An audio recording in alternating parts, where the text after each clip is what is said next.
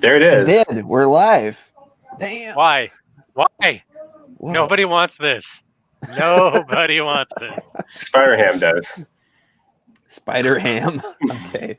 So, well, hey guys, and welcome to the Another episode of Ed's Retro Geek Out. featuring Grecofabulous and the fabulous NARC. Narcster in the house. The Narcster. Narcster in the house. So, is everybody ready to get Grecked? Oh, Yeah. it always comes when you're least expecting it. That's true. That's true. That's true. Especially when you drop your kids off at daycare and it goes through your garage. I was like, I hope they take this okay. Like, Yeah, it was instead of, like, fine. in hindsight, like, oh, who's this weirdo? No, It's, it like, was funny. rummaging. At least I wasn't going Okay, through your so- like dresser drawers and stuff. That's true. You might not want to do that. No, probably would not. This probably would not be happening if it was. Okay, so, Boston Mike is here. Got Big Cat, John Bartley. So, we're kind of like struggling to start with some people getting in, but I guess we're going to talk about. Way to insult the audience already. You're like, oh, we only got these people. It's a struggle. Did I This is like say that? this is the best we could do. That was your tone, Mr. Really? Host. Yeah. Oh, sorry. There it is. Whoa, never mind. No, I was like we're waiting for the people to connect and come Yeah, in. better people than that are already in the. Okay, if it's your show, if that's how you want to run it, That's how he wants to go. use What? I'm the No. one that usually gets the bad rap. Okay, no, you're just trying to give me the bat rap now. I didn't put the words in your mouth, but Okay, but we're gonna be talking about I guess toys, games, and how this whole thing is affecting our YouTube channel and our toy hunting and game What? hunting. What thing? What thing are you talking about? What thing? Well, I've been like on house arrest for the past 2 weeks. I don't know how it is over at you guys. So I've been stuck in my room for like 2 weeks. How's the situation in Texas? So I'm still going to work, man. Like, we still got to work, which is fine. I mean, I'd rather be out there doing that than sitting around going crazy, probably like yourself. I mean, I work from Okay. home. So, Yeah. Like now I work from home. Usually I go to an Mhm. office. Now it's just like sitting in the same Yeah. room. Yeah. I kind of like going in. I mean, to be honest with you, yeah, it's kind of risky, but it's better than sitting around, in my opinion. So, yeah, I mean, first off, I'm lucky to still be employed. I just want to put that out there, and I know a lot of people aren't in that situation, unfortunately. So I'm definitely not going to complain about that. My employer was very proactive in being like, offices closed, like everybody can, work from home unless you absolutely have to be there. So there's definitely no pressure to be on site. But like NARC is saying, sometimes taking the risk is worth it, just to kind of get out of the house and return to some sense of normalcy. right. So I too have ventured out into the open. I was trying to make a Fallout reference. What, the wasteland? Is that what it is? Yeah. So I ventured out there, and just because again you kind of have to. But I'm taking precautions, obviously, Mhm. washing my hands furiously, wiping down surfaces, everything I All the can, time. avoiding people. They hurt from Yeah. washing. My hands Damn. are like dry, super Yeah. dried. I mean, Oh, mine are so dry. Super dry. No, I'm serious. It's all right. It's gross. Like, if we I'm didn't all have social cracky. distancing, I don't think anybody would want to come near me anyways. I had the to go leper. to the store to buy, groceries and toilet paper because we were actually out of toilet paper. And we had to like wait in line outside with the cart to get in today. So they were That's only crazy. letting like 100 people in. Yeah. So yeah. Yeah, so we can totally go into our stores. Like, it's really calmed down a lot, so it's not an issue. Only thing I didn't find today was like toilet paper and Lysol, but everything else is there, so it was good. So does like Walmart and stuff, do they have toys there or? Yeah, speaking of, I picked up this guy today. What? Yeah, Rey Mysterio, Masters of the WWE. So I got him. But yeah, so that was cool. He still got toys. That's such a cool spin-off of that toy line. It is. Getting wrestlers and Motu. Yes, I cannot wait for the Origins line later this year. Hopefully that's still a thing, but we'll see. We have like nothing of that coming out. Not even like the ring. I want that ring, and it's not within reach. Yeah. Did he move? Oh, did my buddy move? I hope. If I'm gonna get murdered on camera, I hope that at least we get more views out of it. I just hit. I want to be. Yeah, I mean, I want to be famous. But I'm hoping it's not post mortem, but I'll take what I can get at this point. I did just pass the $100 threshold on Google AdSense. So another $107 check coming my way. What? And you just released a new video today, so go and check it out. So it's like go and check it out. This is like the best week of my internet life right here. Yeah. You can tell I'm getting excited because I got this huge forehead vein that comes down. That's why I can never play poker. It's a total telltale sign. Yeah. And Craig, it ruined a lot of pictures. You can't see my thoughts. And Craig, you broke the 10,000 subscriber count. Si, senor. That's freaking awesome, man. Yeah, it's pretty sweet. Yeah, it's cool. It's cool. That's legit. And you still want to hang with us. So that's awesome. Yeah. What was it in there? Sweet tea and vodka. Yeah. Ooh, vodka-tini at what is it, like 1 p.m. there? 2:22 in Texas. Okay. Yeah, why not? What else am I I'm getting a tummy ache just hearing about that. Yes, I still get tummy aches, even though 35. You got a tummy ache when you were here. Didn't you get a tummy ache? I think so. When we were at the arcade, or were you just exhausted? Oh, it wasn't alcohol related. It was just weird. I don't know. Yeah. I think you shut down. You're I think Retro Rick put something in my drink.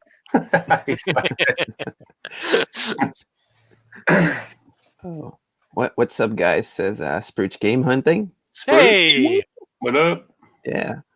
And Nerd Strategy goes, you guys still get those on the 13th of each month, the AdSense checks?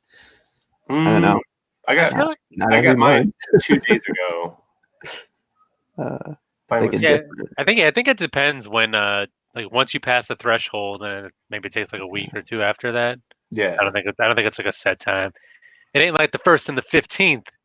Yeah. Right. In my case, the first time was like after 2 years. That was pretty funny. But yeah, toy hunting. Yeah. How can you still toy hunt? We used to do. No, we can't. What is that? What's that? Okay, like flea markets are closed. I was going online at like not Facebook Marketplace, but like this other online marketplace, and I actually found some skeleton warriors that I needed, so I bought them online. Nice. Now it's been like, I hope they come in at least like next week, or I mean, technically you can record that. You can send stuff, right? You can send stuff, but you can actually, if you do like a internet toy hunt, you could technically record it, show where you found it, like how much. I mean, I think Mike Mercy does that. We're talking about him earlier, but I think he actually does that too, and it works. I mean, it's something, I guess. So that's it's a different way of finding the stuff we want. Yeah. Patrick Valenti from Germany, just Germany. Hi, man. Marcello's Toy Room is here. What's up, man? Awesome. Yeah. Toy hunting. So it's a huge bummer because we had big plans this spring, summer. I mean, it's the weather's starting to get nicer. Like I was going to try to hit up more yard sales because that's kind of an area where I haven't really explored too much and have had a lot of luck in the limited run. I'm sure the more I do it, the less luck I'll have. But still, it would have been a fun way to spend like a Saturday or a Sunday with a buddy. Me and Sprooch, since you mentioned it, we were supposed to go down to like Connecticut we're like the first day of a big flea market there, where we had Nice. some some good luck last time we were there. But obviously that got canceled, and we were able to squeeze in one last flea market run before this all kind of broke through, which I did film. So I guess luckily for me, since I'm so slow in releasing my content, I do have plenty of backlog. But we'll see if I have the time and motivation to actually make that into something. You would think since I'm home I would, but I'm not. I'm definitely not making any promises. If anything, it's more pressure to hang out with the friend, not the friends, the family. Yeah, for sure. And so that's kind of a bummer. And then I'm seeing tons of things pop up on like Facebook Marketplace and Craigslist, and it hasn't been. I just can't take the chance, honestly. Like, I'll venture out and I'll go food shopping and ship things out. When I sell things on eBay, but I just got to let everything else go, unfortunately. And it's too bad because like there's been some boxed Power Ranger stuff that is floating out there that I could grab. I missed out on a bunch of like GI Joe stuff. There was some other, I think it's some Star Wars and like Pokemon cards, like a bunch of stuff that were made a lot of sense for me to kind of go out there for my own collection and to recycle the hobby a little bit. And I just can't take the risk. Yeah. Speaking of eBay, how are you doing on eBay during these times? Is it pretty good or? I'm doing okay. I mean, I feel like I'm doing okay, but a lot like I think now is when I'll see if it actually affects me or not. It's not eBay was never something where I really depended on for like a steady source of income. The Yeah. influx recently has been pretty hot for me just because of all that like sealed GoBots lot. I threw all of that up on eBay. Just because GoBot prices were really all over the place. So normally what I like to do is kind of try it locally first. Like, I'll bring it to like the local toy shows that we set up at, just so we have a fresh table every time, and try to give good deals to my local buddies before I venture out beyond that. But with GoBots, it's such really, if you look at sold listings, like the same figure will on one thing would sell for like over $100, and another one will sell for like 30. So there's no real rhyme or reason. So it was one of those things where it's almost like you take the reverse approach, where you want to throw it on eBay to aim high to see if anybody will bite. And so far I'm gonna make a follow-up video just because I know a lot of people were like, oh, that's kind of a lot of money to throw at GoBots when they saw the video about how much I paid for it. And I did get a lot of people that tried to buy me out like right away. Obviously, they were resellers, and I don't mind selling to resellers. I've worked with resellers before because I don't always look for top dollar. So I'll probably do a follow-up video just to show what exactly it went for in the end. But I will say that I've already made a profit on it. So even though I spent like $700, I've already turned a profit, and I still have like over 40 figures left to sell. Nice. So that's awesome. So what's your eBay that store called? Marcel is asking, what's the name of your eBay store, Greco? Oh yeah, there you go. Grecofabulous. Okay. There you go. But yeah, I think like Next question. A lot like that. If you pop on like lots of these GoBots, you're gonna get lots of traction to that profile. And I think like if you throw other stuff on, it'll probably sell well too, or at least get more views on there. So yeah. And then we have Modrian 86, who's in the process of moving because he or she lives in Sweden, and he's like, it's cool to like package things and rediscover things you have forgotten. That's the kind of thing you're going through right now too, Greco, right? Yeah. So let me try to recollect my thoughts here. I have a lot going on. Yeah, so I mean, right now, what I'm showing you, I pretty much had to dig this out so I could have this background. But like literally right next to me are piles and piles of cardboard boxes and Transformer boxes and loose figures, like a ton of stuff. Just because I literally got rid of a dresser that had clothes because I wanted to display more stuff, which is a totally adult thing to do. I'll find somewhere to like Because I mean, how many shirts and pants does one man really need? Honestly, like I feel like I could live out of a suitcase and still be, an adult. Um, so I got rid of that because I wanted to display more of this stuff and just take it out of the closets and whatnot. And so I've just been rearranging things. And unfortunately, in my case, like my space is limited, so it's never going to expand really. It's just going to be reshuffling. So I took a lot of my loose Transformer figures. I bought some of those plastic blister packs, put them in there, put them in. I've been buying a lot of like plastic totes. So just putting them in there just so they're not loose and thrown all about. And then really like as I'm pulling out these Transformers and other toys, like I'm trying to really like dive deep into like what I want to keep, like what sparks joy for me. And I ended up with like a whole box of G1s that I don't really care about anymore. Really? And now that I'm getting more and more boxed ones, those are the Okay. kind of things I want to put on display. Not that I want to become like an exclusive, like, mint in box, sealed box kind of collector by any means, but I've been falling on some, I've had a good string of luck, and I kind of want to put that on So display. did you rediscover any stuff you'd already forgotten? Oh, I had this, or not at all. You know Uh, everything you have. no, definitely not. And that's another reason why I'm doing this is because I don't really have like a solid inventory of what's in my Okay. collection. So as I'm pulling things out, got the whole Google sheet going. So I am being a little more professional with my collection, just so I know exactly what I have. Because we kind of did the same thing with our reselling part of it. Like we finally got around to having an inventory. So when people ask us like, "Oh, do you have this like random part or figure?" We don't have to like try to go off memory and then dig through it. Like we'll actually know if we have it or not. So trying to take the same approach with my own collection. Um, I'm trying to think of like a specific example um, of something like I totally forgot about. Uh, I had some like Pacific Rim figures that I kind of totally.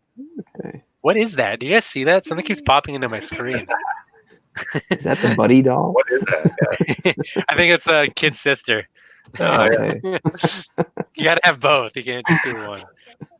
So we have SNES Addict saying hi, Mike and Kelly from Orlando, Commander Dennis hopped in, Carlos Bali, and Tattoo Toy Hunter. I think he's also from Texas. He's a paramedic, so he has to go.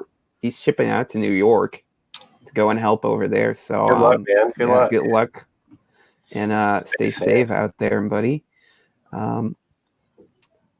What do we have here, guys? What's the price of a blister? So yeah, it depends on the figure, but I guess like some blisters are like 15 euros. I know for like carded TMNT figures, that's like at least 10 or 15. Yeah. Yeah, I think it depends on the size of what you're trying to put in there, and then also where you get it from. So I'm kind of new to the whole blister pack thing. So I know for like carded figures, people have thrown around like toyshield.com. That's the one that I keep hearing about. I haven't bought anything from them just yet, but I think for like I was looking at like Toy Biz X-Men kind of size ones, and I think that was like $4 and a few cents like per pack plus shipping, I'm assuming. How So I don't many think are in it's a like too crazy. Oh, or sorry, maybe per Oh, wow. blister. Because X-Men, Toy Biz X-Men is about $4 or $5. So But if you're talking about loose, I I mean, mean, like a figure, so you'd yeah, actually pay more for the blister than the figure that goes in there. Yeah. Here we have somebody from Sweden, Stife01. So yeah, Craig, have you changed anything in your display? Because I heard you talking about, hey, I went into my garage, I did some inventory on stuff I have TMNT wise. Yeah, so actually over here it's all packed up. So when you guys were here, Really?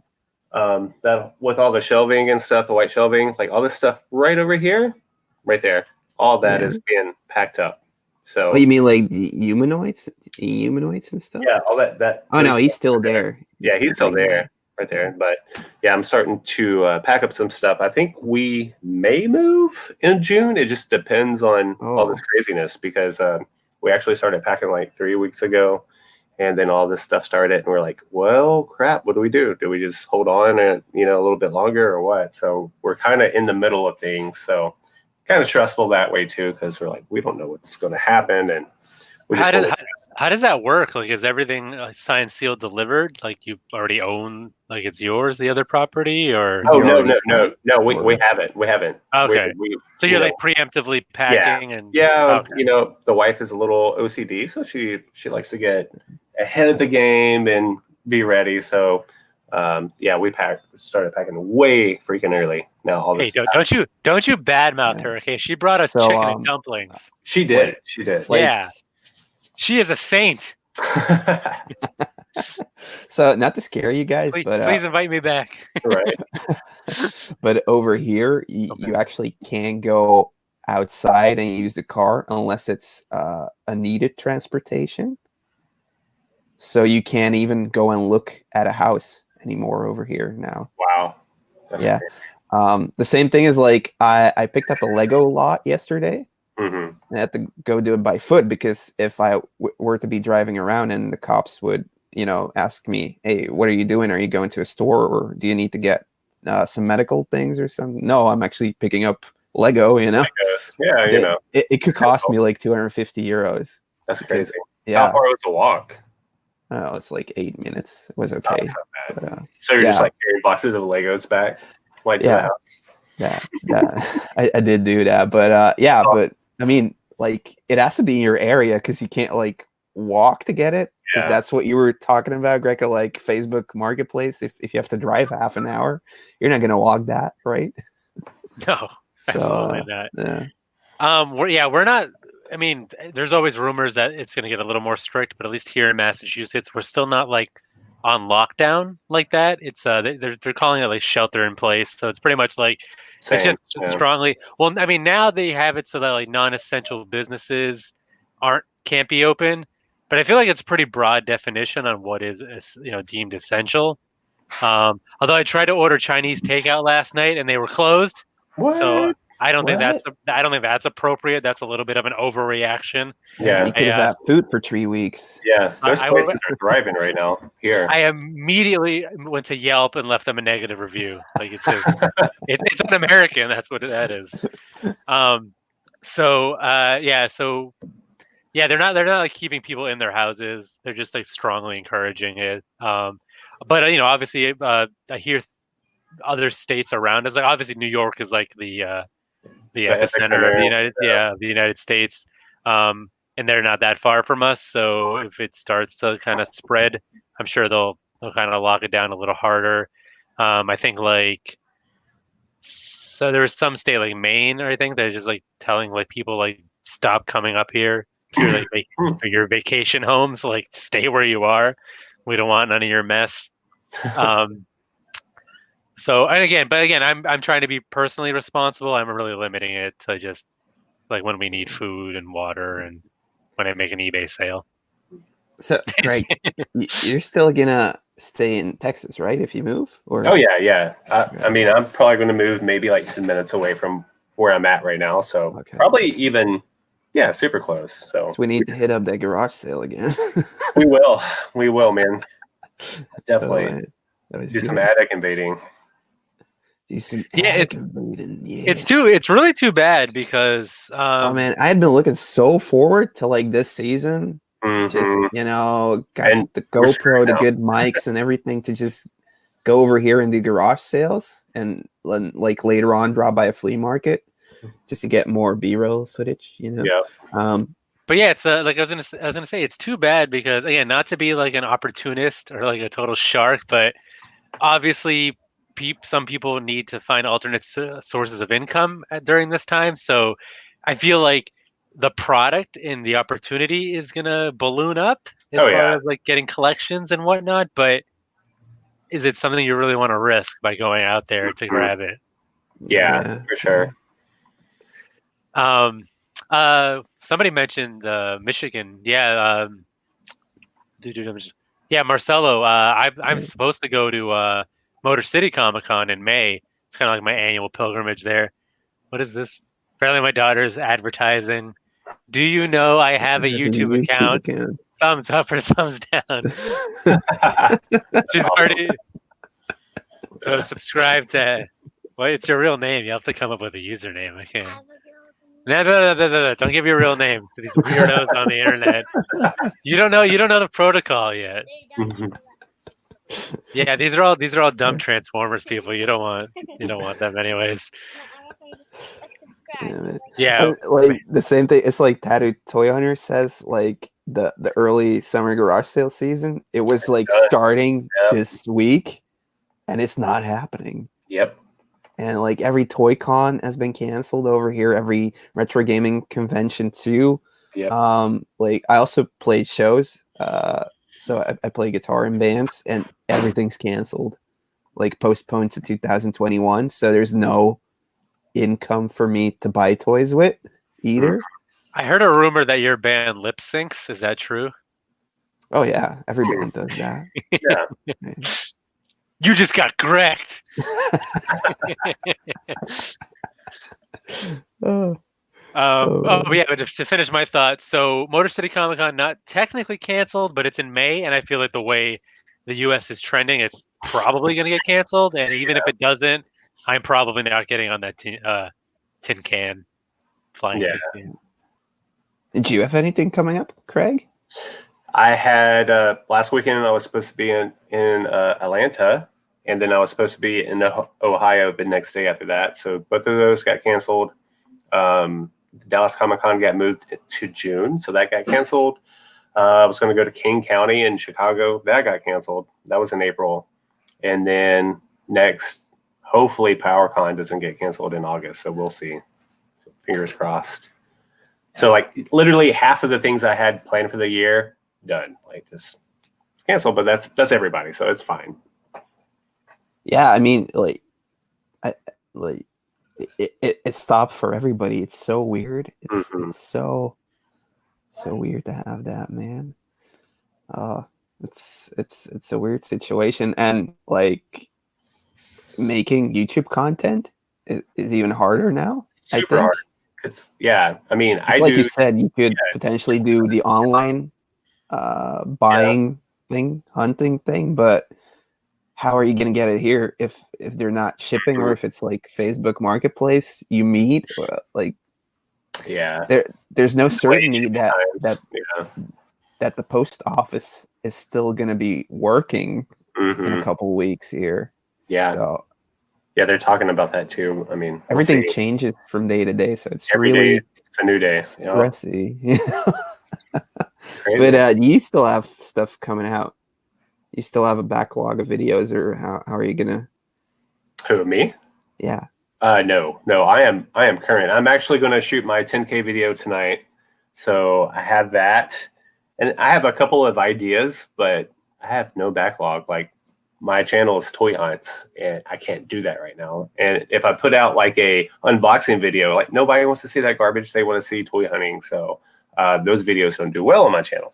So I literally have to be super creative in this time. And I guess what you could do is do like a sort of what's in the box of like your garage, because I know we went in there and you were opening up boxes and going through it and being like, oh, I didn't know I had this. And I guess if you do that, like what's in box number one, and then just show whatever's in there and tell the story, that could be something. I guess that could be. That's a good idea, actually. Because I'm like, oh, I used to watch that a lot. Like there was this girl, and she would do like unboxing. This was like 8 years ago, and she would have like carded TMNT figures with all like the prices on there from her buying it in 1998. So I was going crazy. Yeah. No, yeah. You should take your old videos, Craig, and edit them in reverse, so it looks like you're putting toys back in the store. Dude, that's genius. There you go. Look how much money I got back. I just scammed all these stores. Gotcha. You got Greg's. So apparently in Holland, like post office packages are getting like Christmas level busy. That there's so many people apparently sending out stuff in packages now instead of meeting up. So Wow. Patrice Lefay just said that in the chat. I think Tatted Toy Hunter's onto something. We should just use the green screen and just make up toy hunts. We could. just it could totally do stage that. them. Yeah. Oh, Uber Hulk's in the house. Ooh. Uber Hulk Hulk. smash. Hulk smash. That's what he does. I haven't seen him yet, but I'm scared. Like, I haven't seen him in real life because he wasn't at Retro Blues last So time. just wait for my 10K video. You're going to be pleasantly surprised. I mean, I saw him in the video where he meets Cincy Nerd for the first time with Pixel Dan and stuff. That was freaking awesome. That was good. That's on Craig's channel, so check that out. What was it, like the toy show in February or January? January. Yeah, that was Game Chasers like toy show or whatever. Yeah. That was Toy Expo. For me, it's like I guess forcing me to be creative, doing like top 10 videos and stuff. Mm-hmm. I'd always wanted to do that just because, like, for me, if I go out toy hunting or retro game hunting, I always just spend too much. Mm-hmm. And it's like, well, I can't put out a video every week because then I'm gonna spend like 80 euros every week. So I was like, I'm gonna try top 10s and doing like the game room tours. Which I also can't do because I can't go over to somebody's house now and film. So this weekend I'm filming my own game room tour, toy room tour. So yeah. Sounds like it's gonna get a lot of views. I don't know. I think so. Dude, those videos always do really good for you. Should be fine, dude. Yeah. You ever seen One Man's Junk videos? I think I have. He does like flea market hunts, right? That sounds familiar. I don't want to Google it, but I'll take your word for it. Let's open up my search bar here. Have y'all seen Boston Mike started a channel? Yeah. Have y'all seen that? I have. I've been watching. I did, Regular viewer. Good. Big fan. It's NARC production. NARC? Yeah. Starting a label, dude.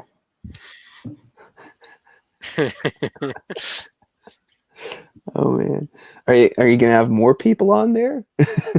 No, that was a joke. Okay. Boston Mike, Uber Hulk, it'll be good. Good times. Is it gonna be like the new what was it, like because you're with like one of those companies that sorts out stuff for YouTubers, right? Right. Yeah.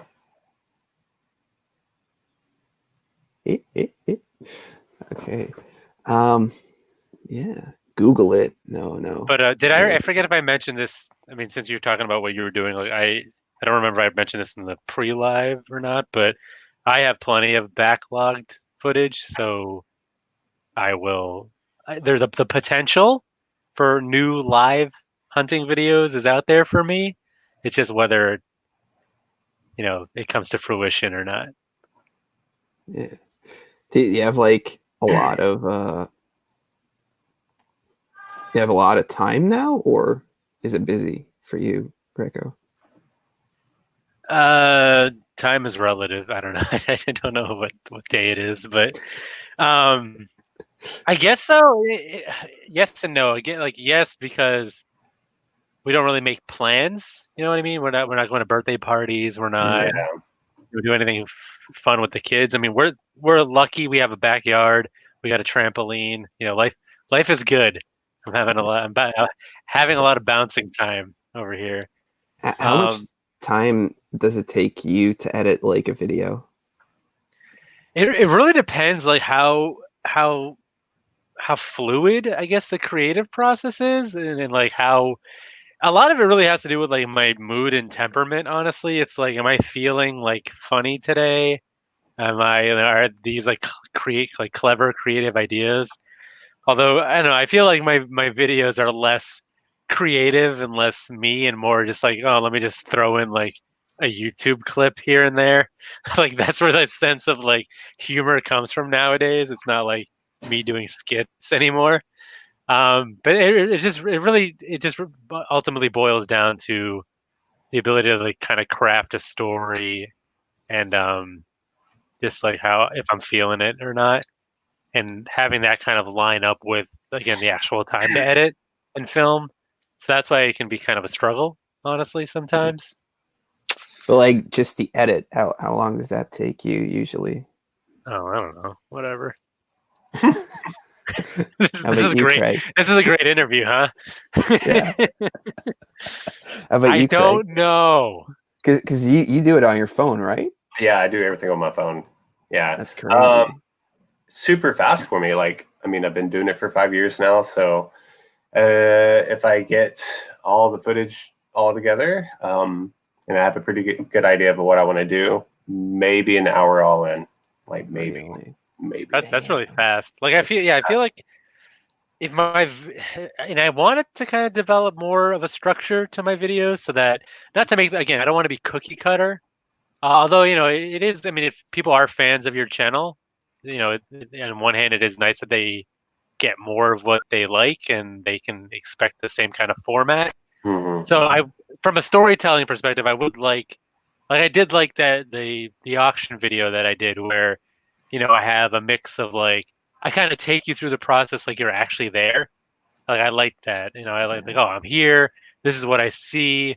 Here's my like immediate reaction and then here's like the actual like bidding war, at least in that scenario, and then here's like what I came away with. Like I like being able to show every part of that instead of like my video today, which it's unfortunate because it really is like potentially like a once in a lifetime haul. Like it's in a really one of my top, Mm-hmm. if not the top.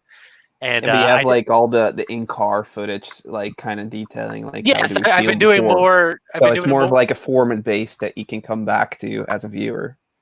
Yeah, so I've been doing more of the in-car stuff, at least to kind of introduce things and talk about it after the fact. It's just for this last video, I'm missing that in the middle part where like it would have been awesome to show us like in the guy's house, like digging through the stuff, like talking the negotiation. I mean, luckily I'm a Boy Scout, so I'm always telling the truth. So like I literally told you every step of the way.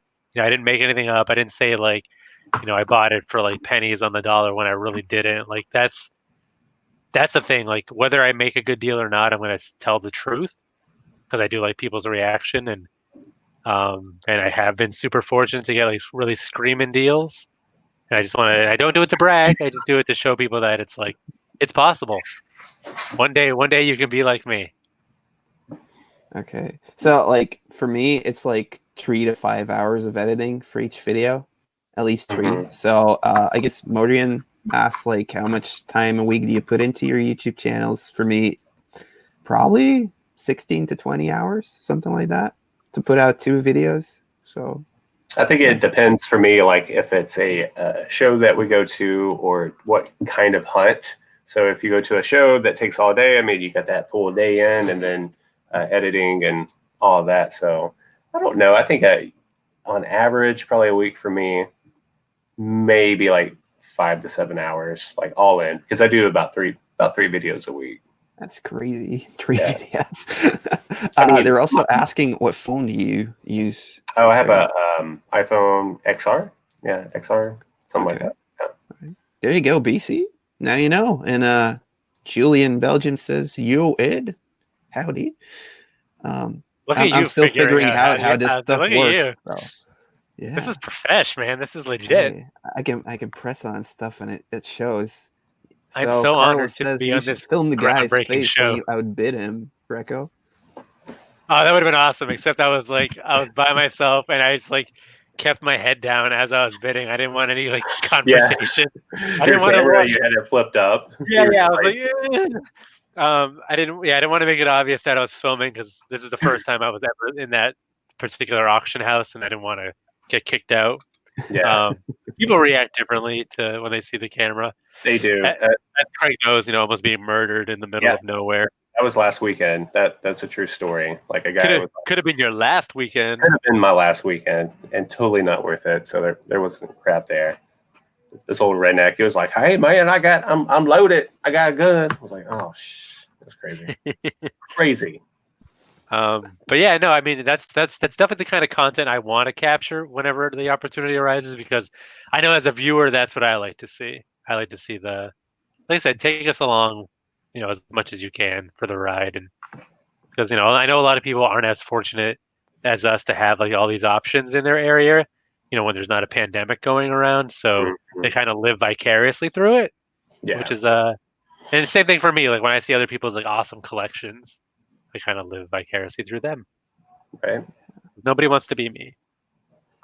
What I found like really enjoyable now is to have like all the Texas videos and like 3 months later look back at them because they're like memories for me. Like like for me it was really cool watching everything back because I had made like a playlist, Eddie Goes to Texas, and it popped all your videos, but also Cincy Nerd and Rube the Great, every single one where I'm kind of in to make it have sense for the channel.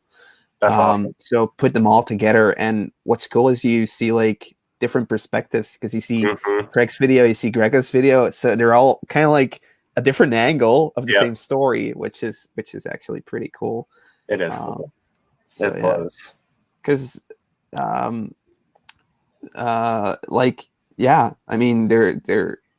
I kind of like film every hunt just to have like the memory of the adventure too, I guess.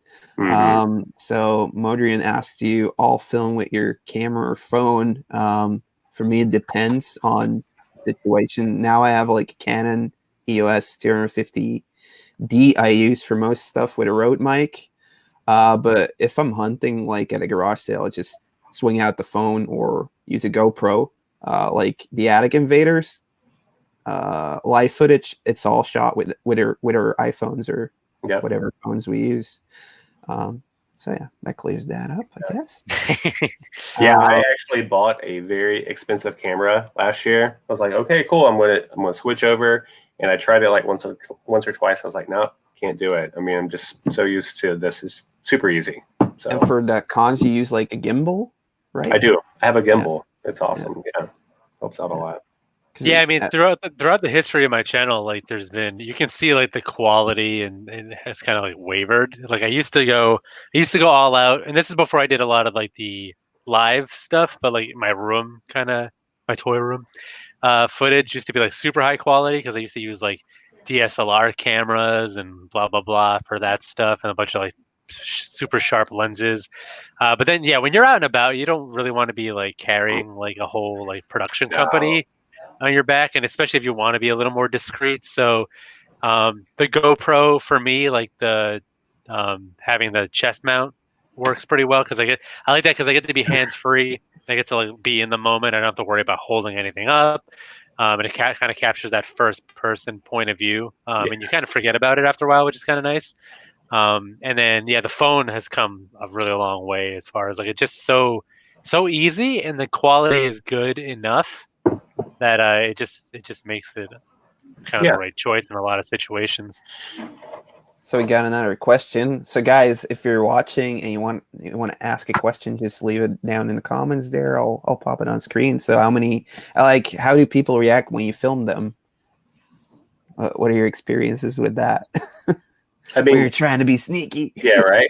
I mean, for the most part, like if I'm at a toy show, I'll either ask or sometimes I'll just do it, but not get their faces in, just to be respectful. But I've had some backlash, but normally it's okay.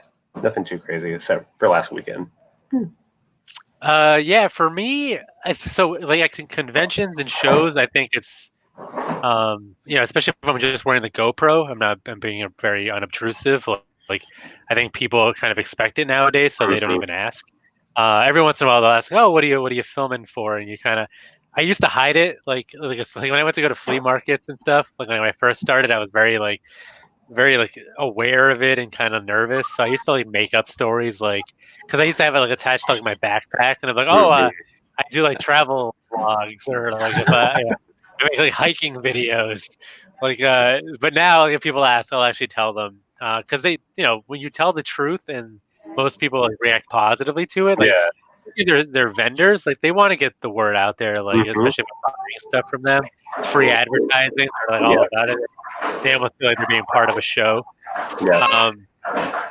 Nobody's had like a super adverse kind of reaction to it. Only once somebody at the flea market was like, I don't want to be on camera, blah blah blah. So like I kind of used that to my advantage in the video. Like I edited like a one-sided kind of like negotiation, which is kind of interesting. But I mean, most people either just ignore it or they just have a quick question. Yeah. So what's up? Did your son have a YouTube channel he wants to promote while he's on? Or? Hey, what's your YouTube channel? Yeah, he didn't. He's like, For me, I've never really had like problems with filming, but I adapt like the way I film. Like when I'm at a convention and I'm usually filming because the convention asked or I had gotten permission, they kind of know like, okay, there's people filming. And in America, it was like every vendor wanted to be on tape. And they're like, they're just selling it and you have great content because they're actually engaging with you and starting a conversation. And that edits really well. Over in Belgium, it's a bit harder because, well, we have the language barrier. And it's kind of awkward doing it in English there, but now it's actually starting to turn more heads because I'm so used to it now. Doing it in English and just walking around and being like, and people are like, what's this guy doing walking around talking English the whole time? It's kind of weird, but I mean, like garage sales and stuff, I'll have my phone out and I'll just like if I just film, and if they ask, I'm like, oh, I'm sending a picture to a buddy of mine to see if he wants to buy your stuff. Because I never popped their heads in. I think even in Attic Invaders, I blurred out the faces of those people. So yeah, I'll do that in garage sales, especially. That's definitely not something where I'm just gonna go full blown, like it's obvious that I'm filming. So I kind of use that excuse as well. And then even in some stores where I've gotten a little braver, like if I'm doing like a whole like store walkthrough, then I'll obviously ask permission. But if I'm just like filming certain things, like I made that video right where I bought like the Sonic the Hedgehog VHS, and like in that store I just kind of did quick things. I'm like when I filmed like the G.I. Joe stuff, I was like, oh, my buddy's interested. Let me just take a few quick shots to send to him, which he was. I'm not like lying, but they don't need to know everything I'm doing with the footage. Damn, Gina's eyeball is in the house, man. That's awesome. It's like one of the best punk rock bands in Belgium. Awesome. Probably just Tom, but he's awesome too. And we have another question from attacking the city. Can you guys see what's on the thing? Yeah. Okay, so PD Dubs asked, what are your current Holy Grail items you still have not found? I guess for Greco, it's probably going to be a Transformer. Holy Grail. I've done so well. What actually, Ed, you like turtles. I like turtles. Sorry, that was really awkward. One thing that I would love to get is some of the original soft heads or the 10-back on card. Yeah. On card. And the opportunity's been there, but again, I got to get it for like a Greco friendly price. I can't just like Greco friendly price. So it hasn't come to fruition just yet. The closest I got, there was one guy on Facebook Marketplace where he had, and I don't know if they were soft head or hard head, and honestly, I don't know if I care. You can tell me as the turtle guy if I should care or not. But he definitely had, I think, the 4 turtles, maybe like a Splinter. And I think he had one more guy, maybe a Shredder or a Foot Soldier, all carded.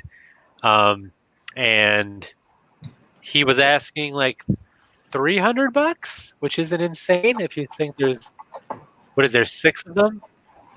So again, not crazy for what I've seen it go for.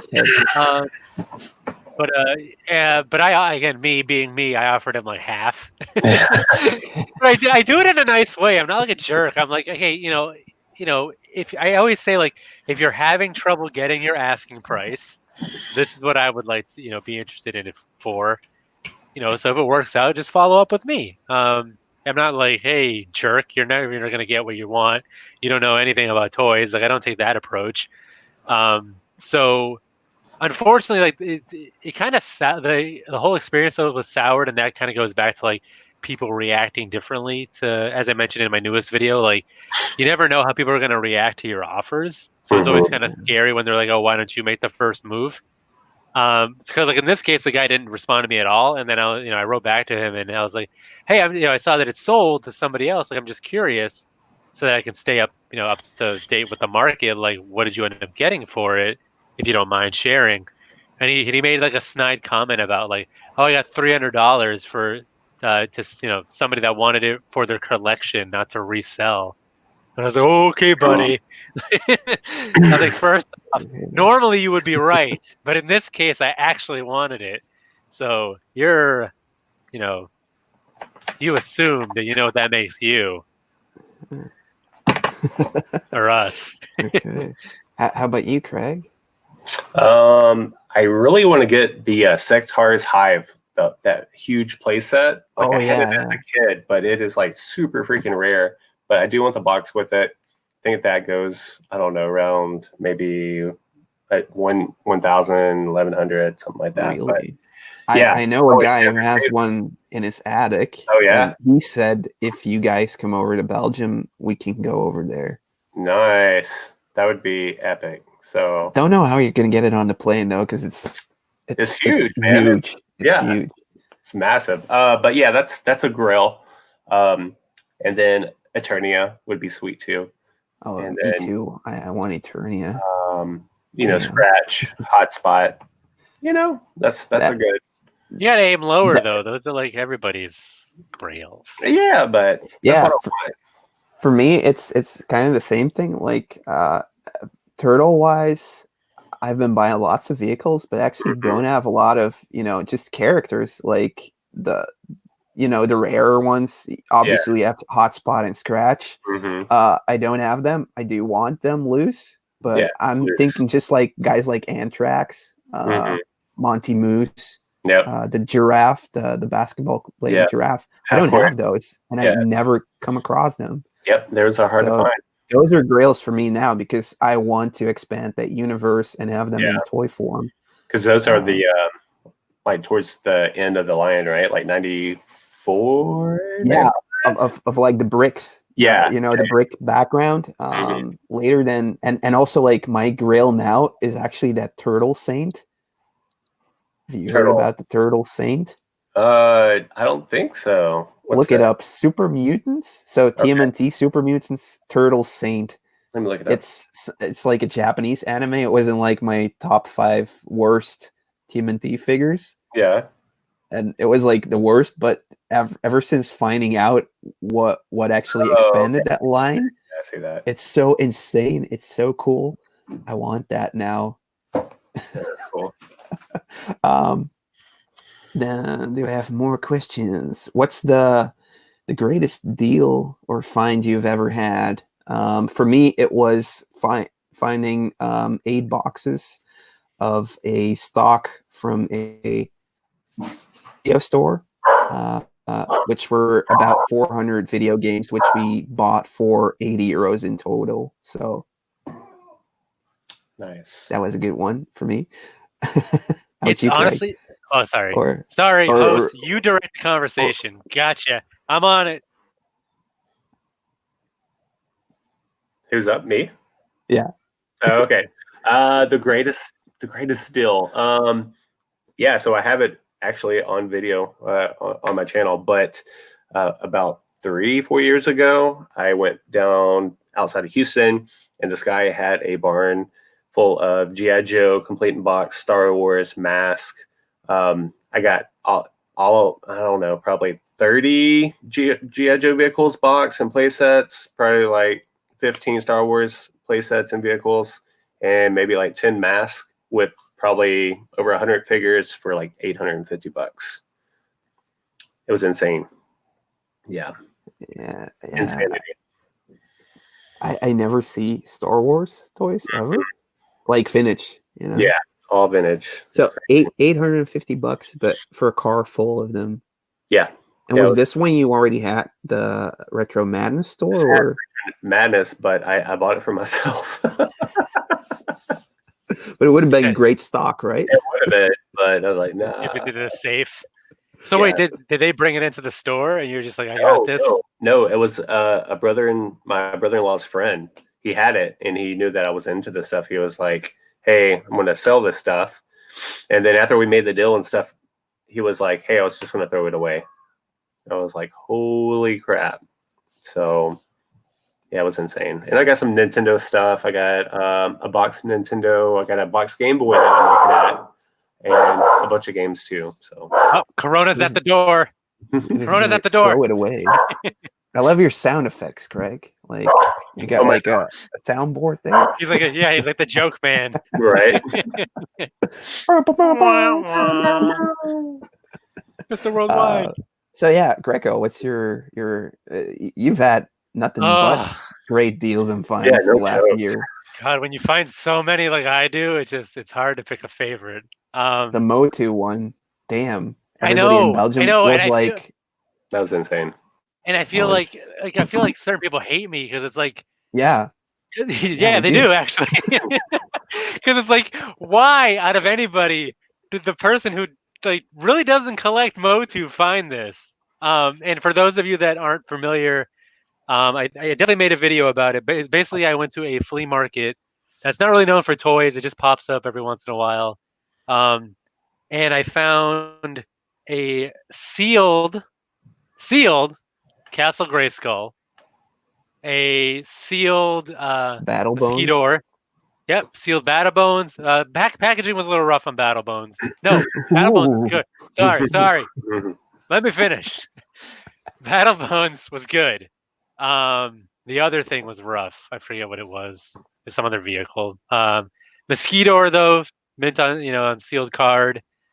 Then some like other things that nobody cares about so much. And I got like a great deal for it. I think like there he is. Yeah, but nobody wants a loose one. I think I paid like $300 for like that. That's insane, dude. Plus like an Alvin and the Chipmunks theater stage. Worth it alone. Sweden's the deal, man. Humble brag right there. That I kept. Everything else, money. Really? Money.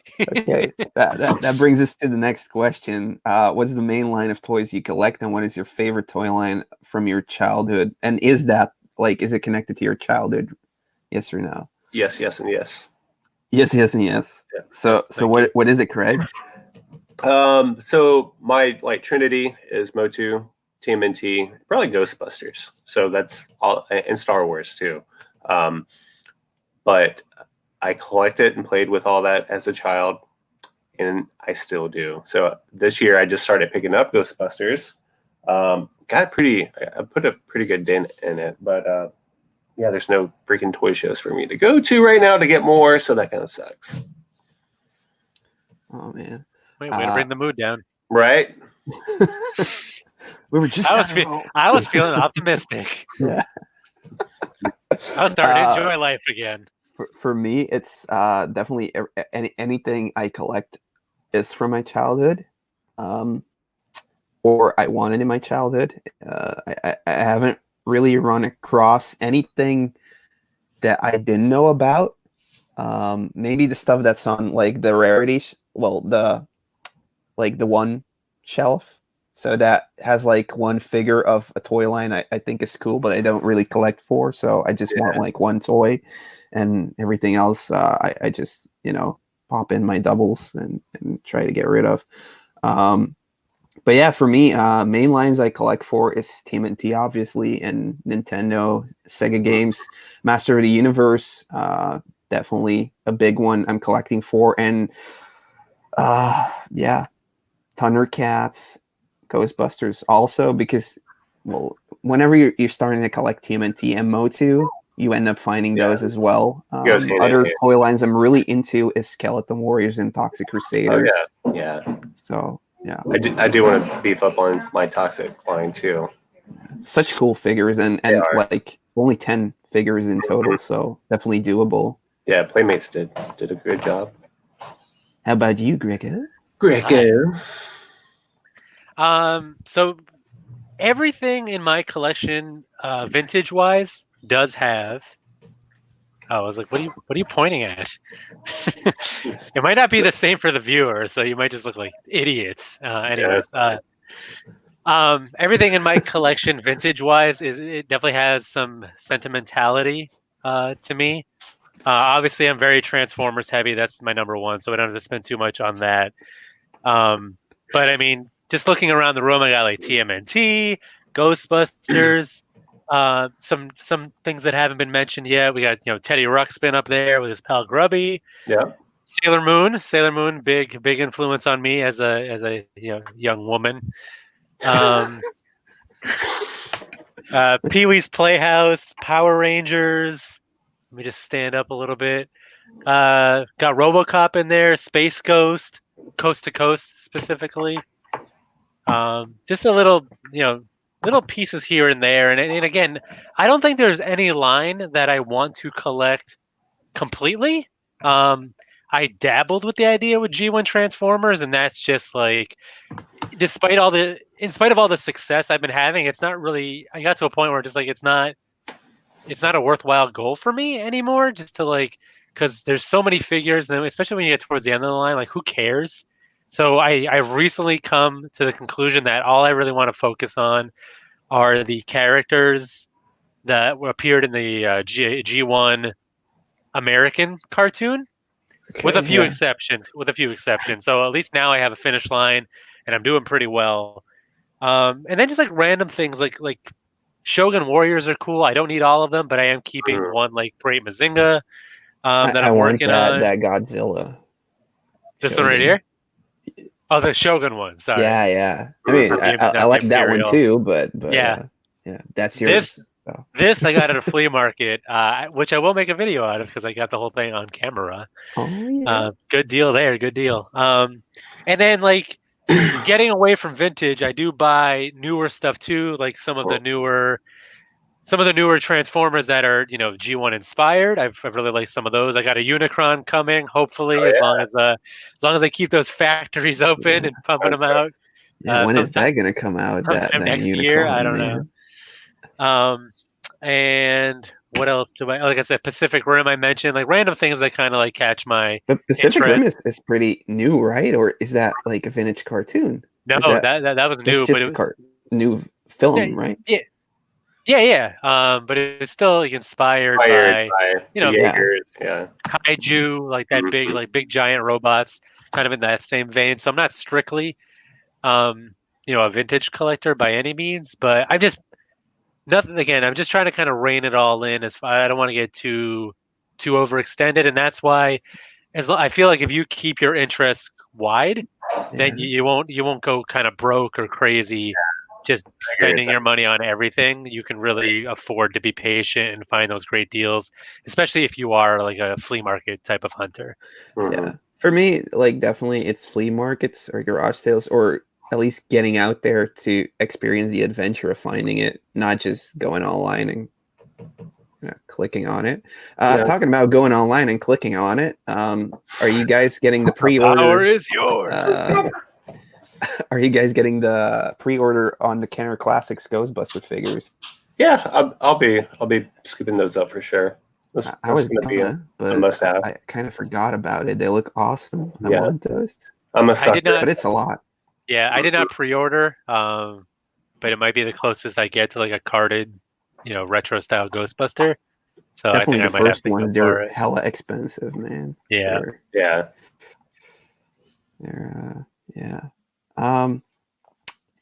Mikey's World asks, how do you place your toys in your room? It looks awesome in all your videos.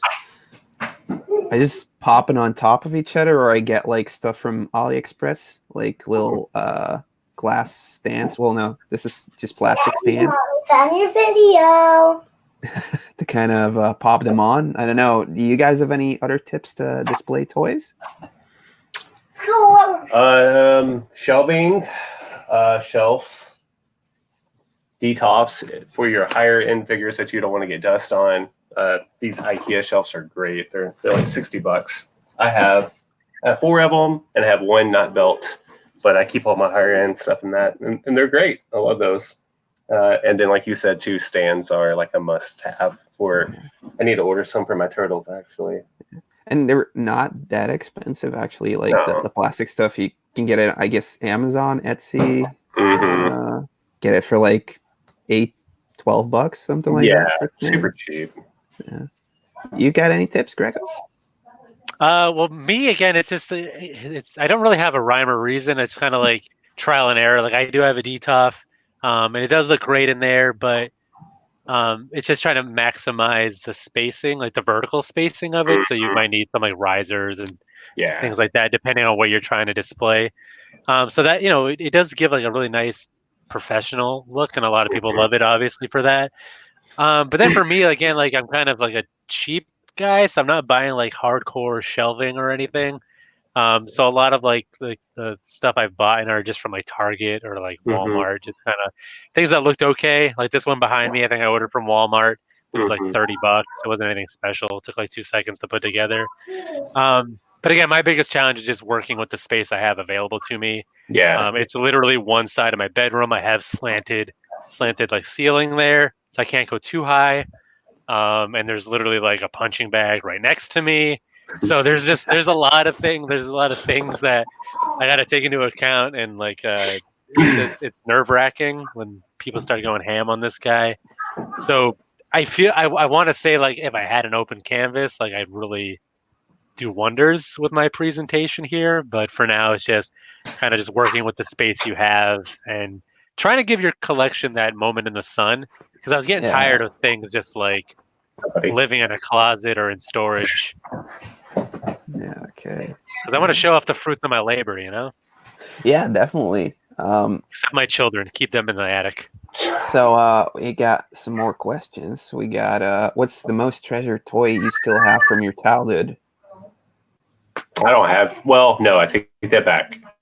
I have a future video coming out as soon as we can get out of the house to go pick it up. So there'll be a little secret until later. Okay. So yeah. One thing left from my childhood. Really? Okay. Yeah. For me, it's like not really a toy, but like a display that I got from the toy store I used to buy my turtles from. Nice. So it's a turtle display. I can't seem to find any other of these. Like no pictures available, but probably when I show it like in the room tour next week, people are gonna be like, I have that too. So I mean, yeah, that's it for me. Like, because that's been with me all my life. When I went to college, when I went to university, that was like in my my apartment as well. So I mean, turtles has always been around. So. Yeah, that's awesome. For me, I don't really have that much carryover, unfortunately, toy wise. It's funny because like I'm such like a Transformers nut, but I was born in the mid '80s when like I was born the year Transformers came out. So it's funny that like honestly in my childhood collection, it was probably more of like the end of G1, and maybe even to like G2. Even though now I just like have no interest in G2, so it's kind of funny that I'm that kind of G1 obsessed when you would say it was kind of like outside of my demographic, because I was probably more of a 90s kid, honestly growing up, so Turtles was right up there. So toy wise, unfortunately, I don't think I have, I can't recall anything that kind of survived my childhood, because we play hard, man. We play hard. I do remember I did hurt my cousin by kind of like hitting her with a die cast Optimus Prime. I think I gave her a nice little egg on the head with one of those guys. I forget the reason why. I'm sure it was a good one. But a few things that did survive my childhood, though, was more like video game centric. Like we were big. My uncle was big into gaming, and he brought us along with him. So we were a big like Sega family. So we'll have a lot of our like original consoles there. And then other stuff that kind of lasted was some like home laser tag sets, which are really cool. So it's not the old like Worlds of Wonder. That was again before my kind of time. But even though I'm collecting that now too randomly, But some of the like laser challenge sets, like we went pretty hardcore with it too. It wasn't just like the small little vest here. It's the ones that like it was like a suit. There's like lots of rubber, galvanized rubber that you put on. You had to have the front and back sensor with like the attached gun, and like you could put in codes for different modes, and you would have like a base station that would keep score. So like I was really big into laser tag. I still want to play laser tag now, but nobody cares. Nobody cares around me. I tried to have like my birthday party be at like laser tag, but nobody wants to be my friend anymore. Like a question, like or like a comment I sometimes get when I talk about like Master of the Universe stuff is people being like pissed that I collected because I wasn't born then. But, I mean, what they maybe don't understand is Master of the Universe came out later in Europe than it did in America, and also I got so many toys handed down. Yeah, hand-me-downs. Yeah, for sure. Yeah, so I played with Grayskull like all of my childhood. Yeah. I played with the Snake Man and all those. So it's like, okay, the TV show wasn't on TV anymore, but I mean, I love those figures. I guess it's the same thing with Greco, because like you said, like G1s were already over, but that's what you got. I mean, well, I think like at least the cartoon, like, and a lot of these toy lines I was introduced to because it had like a cartoon kind of associated with it. Yeah. And I do remember probably a big factor that came into that is renting them from Blockbuster. Like I vividly remember like renting the VHS tapes of Transformers.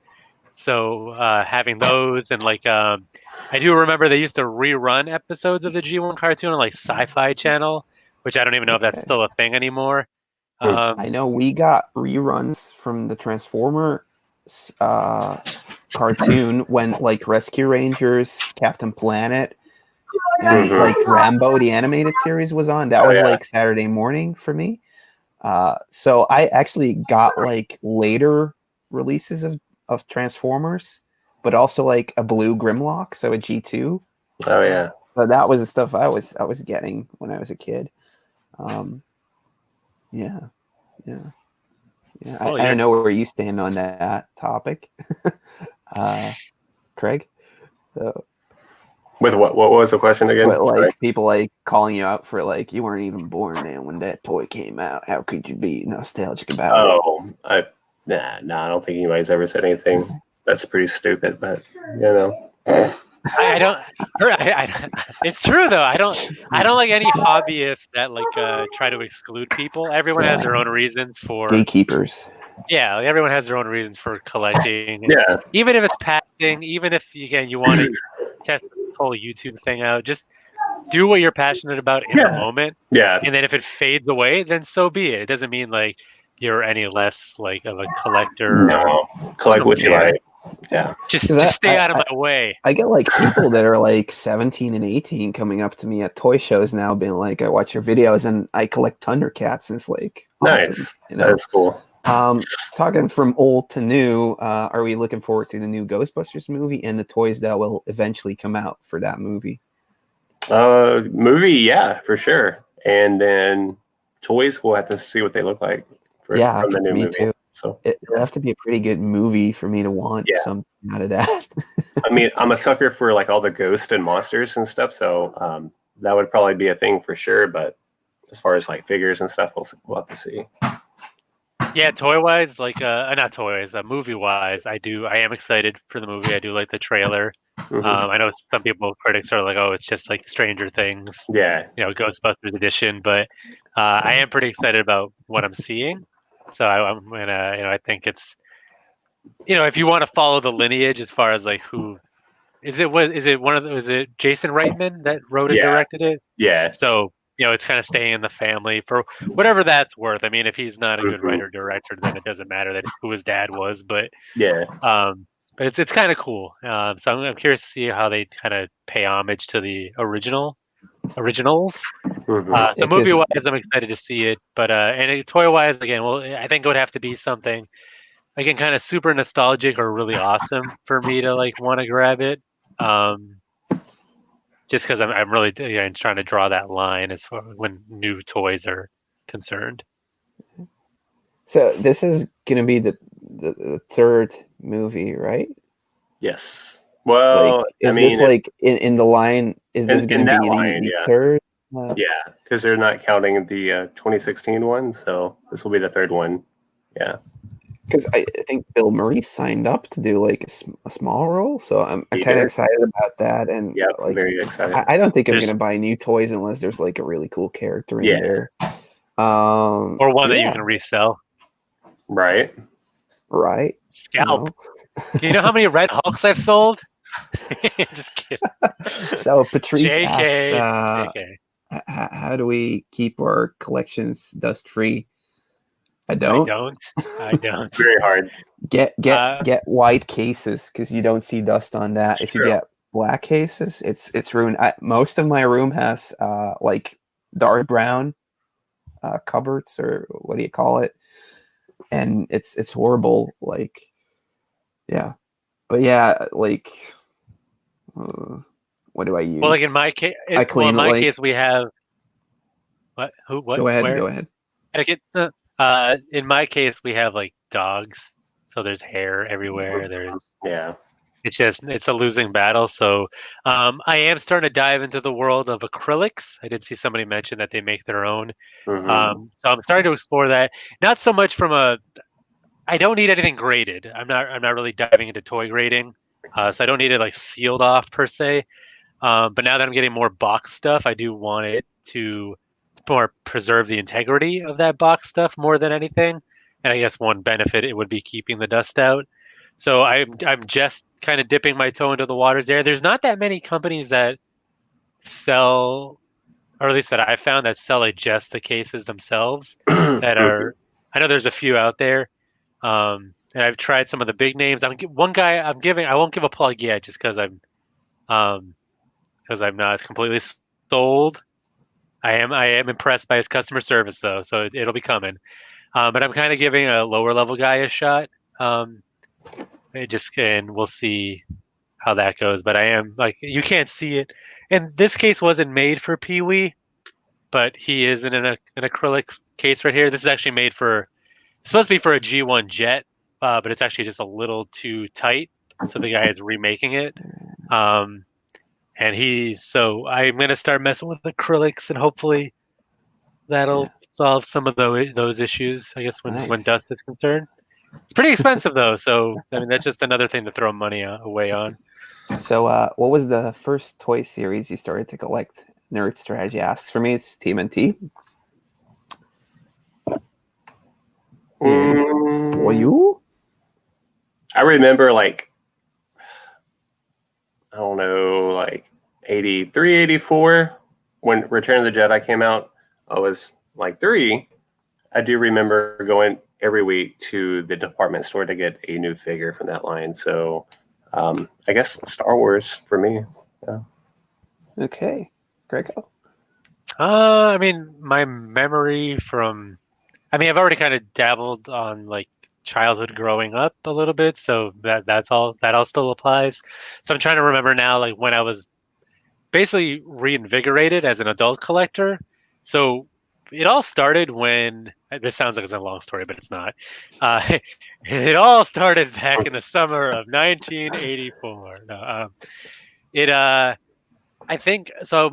My interest in the hobby and collecting, it was reinvigorated when I went, I think, back to like a flea market for the first time, and I kind of saw like what people had out there, and you'll see it even in the history of my YouTube channel. Like I started doing more comic books to start out with, so that was one thing that I kind of got back in touch with growing up as I grew up from my childhood, and then again, I'm sure if I go back into my catalog, I can find that one toy line where it really sparked it.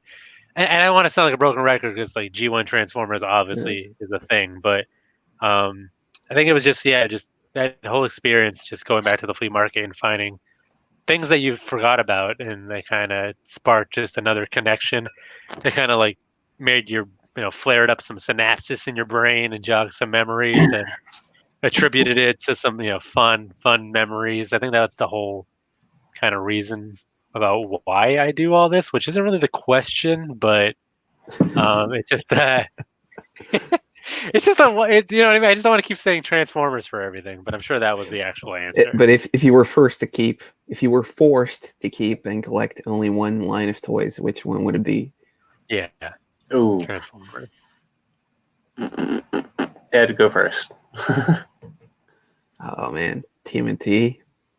Yeah, that's hard. That's hard. It's really hard, but My vintage solid wood Mancala collection. Man, it can be only one, Craig. I got this as a Only Christmas one. gift. I don't know why. I mean, the thought is nice. toy line. Jesus, it would have to be either Motu or TMNT, but Motu came out when I was a lot younger, like you said, Ed, and I had it, of course, but I remember playing with TMNT the most, so probably TMNT. There's a lot to collect too. I don't think it would get too stale. So, Like this live stream. yeah. It's fun for us. I don't know about everybody else. No. So what did you pick? TMNT. Yeah. Yeah. Awesome. I think so. Awesome. Yeah. TMNT team, go. Go. Yeah. Red team, go. So, how do you store your collections? Just in bins, cardboard boxes. Boxes. Yeah, I've been upgrading. Like I mentioned it, I think pre-live, but loose collections again to clear off some shelving space because I had a bunch of loose Transformers. Started buying some of those small blister packs, just to instead of just having them loose and strewn about everywhere, or like individually wrapped in bubble wrap. I don't know why I said that. Like it sounded all hoity-toity. Like I'm not making fun of anybody, but it just felt like I had to present it that way for some reason. And then putting that inside of like a plastic bin is probably like the ideal right now. But yeah, more like other box stuff is probably just in cardboard boxes and plastic bags and strewn all over the place. I've kind of outgrown my abode, so I got a storage unit too. So it will not be divulging the information of that location because I will get robbed. Robbed. Jack. So are Pops the new Beanie Babies? I don't know. Kind of. I feel like they have already had a longer shelf life. Yeah, I remember. I think Funko's kind of. But they ventured into different things though, Funko. You know, they got the cereal, they got the Motu kind of characters. Yep. 5.5. Oh yeah, like Thundercats. Yep. Like the Motu line is Funko. Yeah. Mortal Kombat, yeah. Well guys, I'm gonna have to dip off. This is my I think we're gonna end the stream because we don't have any more time. But yeah, guys, leave down in the comments below if you want to see us do another stream, and then maybe we can find an hour that suits us, and we'll do it again because this was fun, guys. It was fun. It was fun for sure. Just another way to kill some time. Yeah. I mean, we're all just stuck at home, so yeah, definitely. Thanks so much to everybody in the chat. Yeah, thank you guys. The questions were awesome. So we couldn't get everyone in, but hopefully next time we'll be a bit more prepared. Yeah. All right. First time. Yeah, I think we did pretty good. I think so. I love that. Yeah, definitely subscribe to Greco. Subscribe to NARC if you haven't already. And if you're new to my channel, you can also subscribe. So yeah. Thanks so much. Big bye to everybody. And we'll talk in the after end broadcast, I guess. Yeah. See you later. Bye. Love you. Bye. Thanks for being my friend.